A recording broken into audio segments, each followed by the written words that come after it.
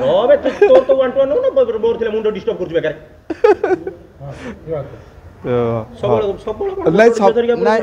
ନାଇଁ ସେ କଥା ନାଇଁ ଗୋଟେ କମେଡି ୱେରେ କରିଦେଲେ ମୁଁ କମେଡି କରୁଛି ମୋ ସହିତ ଆପଣ କମେଡି କରିଦେଲେ ତେବେ ଯାହା ହୁଏ ହଉ ଅଶେଷ ଅଶେଷ ଧନ୍ୟବାଦ ସମସ୍ତଙ୍କୁ ଆଜି ମୋର ଏତେ ମାନେ ଗୋଟେ ଭାଗ୍ୟ ମୋର ଆଜି ଜନ୍ମଦିନକୁ ମୋ ସହଧର୍ମୀ ମୋ ପାଖରେ ଅଛନ୍ତି ଆଉ ଆପଣମାନଙ୍କର ସ୍ନେହ ଶ୍ରଦ୍ଧା ଆଶୀର୍ବାଦ ମୁଁ କେବେ ଭାବିନଥିଲି ଯେ ଆପଣମାନଙ୍କ ସହିତ ଏମିତି ଗୋଟେ ସାକ୍ଷାତ ହେଇଯିବ ତେଣୁ ଓଡ଼ିଶାବାସୀ ସମସ୍ତଙ୍କୁ ମୋର ସ୍ନେହ ଶ୍ରଦ୍ଧା ଅଭିନନ୍ଦନ ସମସ୍ତେ ଭଲରେ ରୁହନ୍ତୁ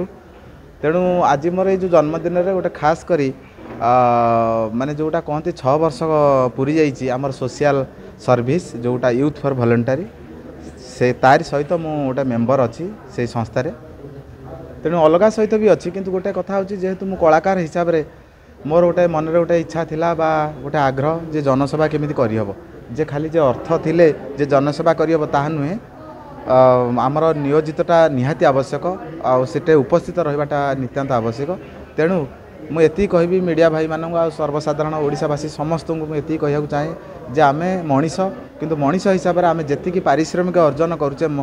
ମାସିକ ତା ଭିତରୁ କିଛି ଅର୍ଥରାଶି ଜନସେବା କାର୍ଯ୍ୟରେ ଲଗାଇବା ନିତ୍ୟାନ୍ତ ଆବଶ୍ୟକ ଏଇଟା ହେଉଛି ମୋର ମତ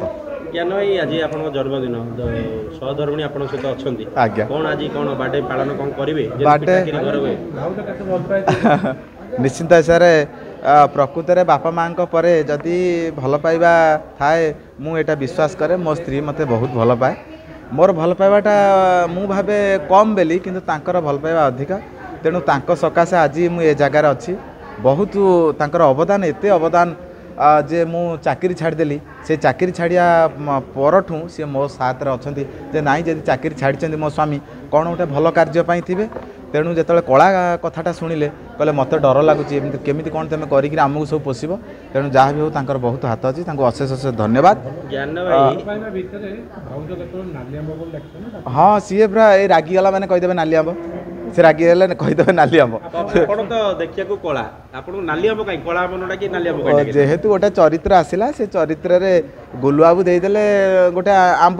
ଆମ୍ବଟା ପୁଣି ନାଲି ମୋ 14 ପୁରୁଷରେ ଶୁଣିନି ଆମ୍ବ ତ ହଳଦିଆ ସାରା ଓଡ଼ିଶା ବର୍ତ୍ତମାନ ଆପଣଙ୍କୁ ନାଲି ଆମ୍ବ ହିସାବରେ ଜାଣୁଛନ୍ତି ଆଜ୍ଞା ଜ୍ଞାନ ଭୁଲିଗଲେଣି ଲୋକ ହଁ ଜ୍ଞାନ ଟୋଟାଲ ଭୁଲିଗଲେ ଆଉ ମୁଁ କ'ଣ ଆଉ ରାଗିପାରିବି ହୋମ୍ ମିନିଷ୍ଟର ସିଏ ସଂସାର ହର୍ତ୍ତାକର୍ତ୍ତା ଦୟବତା ସବୁ ଯାକ ଚାବି ତାଙ୍କ ହାତରେ ମୁଁ ରାଗିଗଲା ମାନେ ସଇଲା ମୋର ଚାକିରି ବନ୍ଦ ହେଇଯିବ ପେନସନ ବନ୍ଦ ହେଇଯିବ ନାଇଁ ସ୍ୱୟଂ ଜଗନ୍ନାଥ ଲକ୍ଷ୍ମୀକି ଡରିଛନ୍ତି ଆଉ ମୁଁ ନାଲି ଆମ୍ବ ସାମାନ୍ୟ କିଏ ନାଇଁ ନାଇଁ ଡରିଲେ ମୁଁ ସମସ୍ତଙ୍କୁ କହିବି ଯେ ସମସ୍ତେ କହନ୍ତି ମାଇପ ବୋଲା ତାର ଅର୍ଥ ନୁହେଁ ଯେତେ ସଂସାରରେ ଯେତେ ସବୁ ସ୍ୱାମୀ ସ୍ତ୍ରୀମାନଙ୍କୁ ସମ୍ମାନ ଦେବା ନିତ୍ୟାନ୍ତ ଆବଶ୍ୟକ ସ୍ତ୍ରୀମାନେ ହେଉଛନ୍ତି ଲକ୍ଷ୍ମୀ ଆଉ ସେମାନଙ୍କ ହାତରେ ଚାବିକାଠି ଧରିଲେ ତୁମ ସଂସାର ରଥଟା ଆଗକୁ ବଢ଼ିବ ଏଇଟା ହେଉଛି ମୋର ବିଶ୍ୱାସ ନାଇଁ ସଂସାର ରଥର ଯେଉଁ ଚାବିଟା ରୋଡ଼ରେ ସମସ୍ତେ ଟିକେ ସ୍ନେହରେ ଡାକନ୍ତି ଯେହେତୁ ଗୋଟେ ୱାର୍ଡଟା ଭାଇରାଲ ହେଲା ଡାକନ୍ତି ସମସ୍ତେ ଆଉ ଭାଉଜ କ'ଣ କହିବେ ସ୍ୱାମୀ କି ନାଲି ଆମ୍ବ ବୋଲି ସମସ୍ତେ ଡାକନ୍ତି ଆପଣଙ୍କୁ ରାଗ ଲାଗେନି ନା ରାଗ ଲାଗିବା କ'ଣ ଅଛି କମେଡି ସବୁ କରୁଛନ୍ତି ଆଉ ଆପଣ ବି କେତେଥର ନାଲି ଆମ୍ବ ଡାକୁଛନ୍ତି ନା ଭାଇ ହଁ ମୁଁ ଡାକେ ବେଳେ ବେଳେ ରାଗିଗଲେ ସ୍ୱାମୀ ସ୍ତ୍ରୀ ଭିତରେ ଝଗଡ଼ା ହୁଏ ନା ହଁ ଝଗଡ଼ା ହୁଏ ସେମିତି ନାଲି ଆମ୍ବ ସିଏ କୁହନ୍ତିନି ମୋତେ କାହିଁ ନାଲି ଆମ୍ବ ଡାକୁଛୁ ନା ସେ କେବେ ଡାକ ଜ୍ଞାନ ଭାଇ କେବେ ପିଟି ନାହାନ୍ତି ଆପଣଙ୍କୁ ସେ ମାନେ ସବୁବେଳେ ଲୋକମାନଙ୍କୁ ହସୁଛନ୍ତି ନାଲି ଆମ୍ବର କ'ଣ କିଛି ଦୁଃଖ ନାହିଁ କେବେ ସ୍ତ୍ରୀ ଆଗରେ ଦୁଃଖ କୁହନ୍ତିନି କେବେ କାନ୍ଦନ୍ତିନି କେବେ ନା ସେମିତି କିଛି ଆସିନି ତ କେବେ ଆଗକୁ କ'ଣ ହବ ଭାଇଙ୍କ ଜନ୍ମଦିନ ଉପହାର କ'ଣ ଦେବେ ଦିଆ ହବ ଆଉ ପିଠାକିରି କିଛି ଘରେ ହବ ହବ କ'ଣ ଗୋଟେ ଆଉ ଦି ଜଣ ଭଗବାନ କେମିତି ମ୍ୟାଚ୍ କରେଇକି ଦି ଜଣ କେମିତି ପାଇଲେ ମାନେ ଜ୍ଞାନ ଭାଇ ପାଇଲେ ଆକ୍ଚୁଆଲି କୋଉଠୁ ପାଇଲେ କୋଉଠୁ ନା କିଛି ଜଣକୁ ପଚାରିଲେ ସେ କହୁଛନ୍ତି ଆମେ ଯାତ୍ରାରୁ ପାଇଲୁ କିଏ କହିବ କାଉଣ୍ଟରରୁ ପାଇଲୁ ଆପଣ ଜ୍ଞାନ ଭାଇ ପାଇଲେ କୋଉଠୁ ମୁଁ ଘରୁ ପାଇଛି ମୁଁ ଘରୁ ପାଇଛି ଲଭ୍ ମ୍ୟାରେଜ୍ ନା ଆରେଞ୍ଜ ମ୍ୟାରେଜ୍ ନାଇଁ ଆରେଞ୍ଜ ମ୍ୟାରେଜ୍ ଭାଇ ରାସ୍ତାରେ ଯାଉଥିବେ ବାହାର ଲୋକ ଡାକି ଦେଉଛନ୍ତି ନାଲି ଆମ୍ବ ଆପଣ ପଛରେ ବଇଥିବେ ଆପଣ କିଛି ରିଆକ୍ସନ୍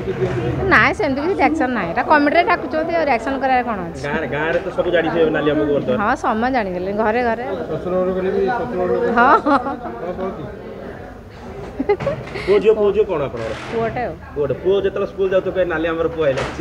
ସିଏ କିଛି ରିଆକ୍ସନ୍ ନାହିଁ କିଛି ରିଆକ୍ସନ୍ ନାହିଁ ଆପଣ ଗର୍ବ ନିଜ ସ୍ୱାମୀ ଗର୍ବିତ କର